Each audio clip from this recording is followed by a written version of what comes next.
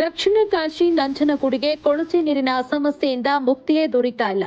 ನಗರದ ಬಹುತೇಕ ಸ್ಥಳಗಳಲ್ಲಿ ಕೊಳಚೆ ನೀರು ನಿಂತು ಮಾರಣಾಂತಿಕ ಕಾಯಿಲೆಗೆ ಆಸ್ಪದ ನೀಡ್ತಾ ಇದ್ದು, ಅಧಿಕಾರಿಗಳು ನಮಗೇನು ತಿಳಿದೇ ಇಲ್ಲ ಅನ್ನೋ ಹಾಗೆ ಡ್ರಾಮಾ ಮಾಡ್ತಿದ್ದಾರೆ. ಇದರಿಂದಾಗಿ ಸಾರ್ವಜನಿಕರು ಹಿಡಿ ಶಾಪ ಹಾಕ್ತಾ ಇದ್ರು ಮೌನಕ್ಕೆ ಶರಣಾಗಿದ್ದಾರೆ.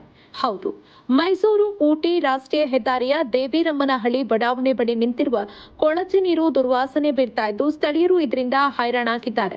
ಕೊಳಚೆ ನೀರು ಸರಾಗವಾಗಿ ಹರಿದು ಹೋಗೋದಕ್ಕೆ ವ್ಯವಸ್ಥೆ ಇಲ್ಲದೆ ಅಪಾರ ಪ್ರಮಾಣದಲ್ಲಿ ನಿಂತು ಕೆರೆಯೋಪಾದಿಯಲ್ಲಿ ನಿರ್ಮಾಣವಾಗಿದೆ. ಹಲವಾರು ದಿನಗಳಿಂದ ನಿಂತಿರುವ ಈ ಕೊಳಚೆ ನೀರು ಗಬ್ಬೆದ್ದು ನಾರ್ತಾ ಇದೆ. ಇದರ ಕೆಟ್ಟ ವಾಸನೆಯಿಂದಾಗಿ ಸ್ಥಳೀಯರು ಬೇಸತ್ತಿದ್ದಾರೆ. ಇನ್ನು ಸಮಸ್ಯೆಗೆ ಪರಿಹಾರ ನೀಡುವಂತೆ ಹಲವಾರು ಬಾರಿ ಮನವಿ ಮಾಡಿದ್ರೂ ಪ್ರಯೋಜನವಾಗಿಲ್ಲ. ಜೊತೆಗೆ ಕೊಳಚೆ ನೀರು ಮಾರಣಾಂತಿಕ ಕಾಯಿಲೆಗೆ ಆಹ್ವಾನ ನೀಡ್ತಾ ಇದ್ರು ಜಡ್ಡು ಹಿಡಿದ ಅಧಿಕಾರಿಗಳು ಸೈಲೆಂಟ್ ಆಗಿರೋದು ಸ್ಥಳೀಯರ ನೆಮ್ಮದಿಯನ್ನ ಕೆಡಿಸಿದೆ. ಸಾರ್ವಜನಿಕರು ಪ್ರತಿಭಟನೆಯ ಹಾದಿ ಹಿಡಿಯುವ ಮುನ್ನ ಸಂಬಂಧಪಟ್ಟ ಅಧಿಕಾರಿಗಳು ಕೊಳಚೆ ನೀರಿನ ಸಮಸ್ಯೆಗೆ ಮುಕ್ತಿ ನೀಡಬೇಕಿದೆ.